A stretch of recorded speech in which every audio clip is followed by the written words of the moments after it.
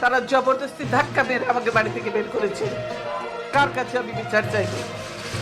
সেদিন বেগম খালেদা জিয়ার কান্নায় কেঁদেছিলেন বিএনপির গুলশান কার্যালয়ে উপস্থিত দলের নেতাকর্মী সহ দেশের অগণিত মানুষ।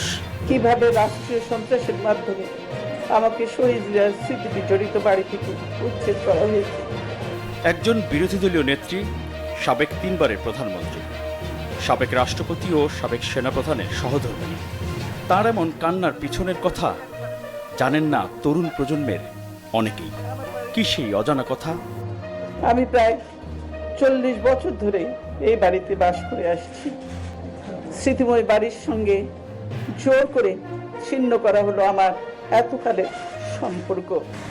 13 নভেম্বর 2010 স্বামী জিয়াউর রহমানের স্মৃতি বিজড়িত 40 বছরের বাড়ি থেকে এক প্রকার টেনে হিঁচড়ে বের করে দেওয়ার বর্ণনা ছিল হৃদয় বিদারক। আজকে যেভাবে আমাকে অপমান করা হয়েছে, ঘরের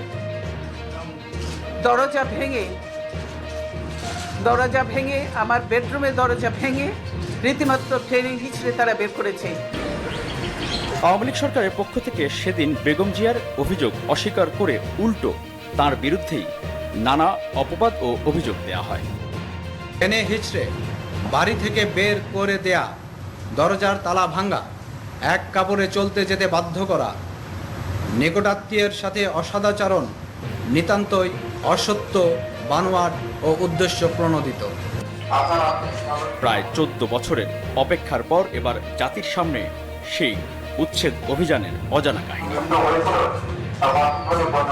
2010 সালের সেই উচ্ছেদ অভিযানে ধারণ করা ভিডিওতে দেখা যাচ্ছে বেগম খালেদা জিয়া বাসার ভিতরে সোফায় বসে আছেন। তাকে বের হয়ে আসতে বলছেন উচ্ছেদে নেতৃত্বে দেয়া কর্মকর্তারা। আপনি সহযোগিতা করেন না ম্যাডাম, এই জন্য হয়তো বাধ্য হওয়া হচ্ছে।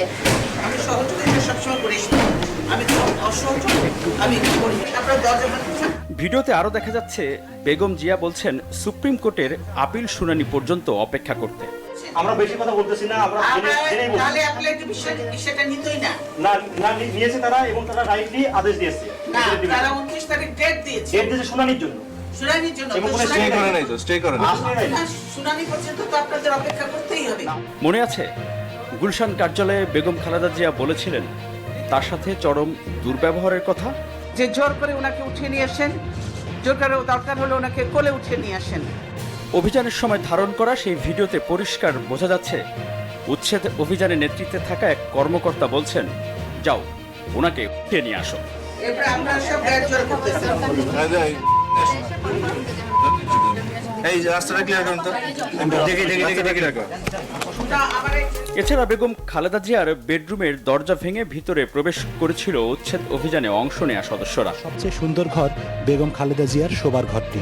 শুধু তাই নয়, পরবর্তীতে নির্ধারিত কয়েকটি গণমাধ্যমের সাংবাদিককে নিয়ে আপত্তিকর কিছু দৃশ্য প্রচারের নাটক মঞ্চস্থ করা হয়েছিল। বলতে গেলে বাথরুমটি আরও অভিজাত। জিয়া পরিবারকে তাদের বাড়ি ছাড়া করার আগে ও পরে শেখ হাসিনা সহ তার সরকারের পক্ষে দাবি করা হয়েছিল আইন অনুযায়ী এবং আদালতের রায় মেনেই উচ্ছেদ অভিযান চালানো হয়। কিন্তু পতনের আগের বছর 2023-এ যুক্তরাজ্য সফরে এক অনুষ্ঠানে বক্তব্যে তারেক রহমানের প্রতি রাগ ঝাড়তে গিয়ে শেখ হাসিনা নিজেই স্বীকার করলেন বহু আগেই প্রতিজ্ঞা করেছিলেন বেগম খালেদা জিয়াকে বাড়ি ছাড়া করবেন তিনি। যেটা আটকালো, আমি কিন্তু তখন লিডার অফ দ্য অপোজিশন এবং ফ্ল্যাগ গেড়ে আটকালো। আরে আমার বাবা দেশ স্বাধীন করেছিল বলেই না এই ক্যান্টনমেন্ট। আর ওই মেজর জেনারেল প্রমোশনটা তো আমার বাপেরই দেওয়া ছিল। আর আমি ক্যান্টনমেন্টে ঢুকলে আমার বিরুদ্ধে মামলা।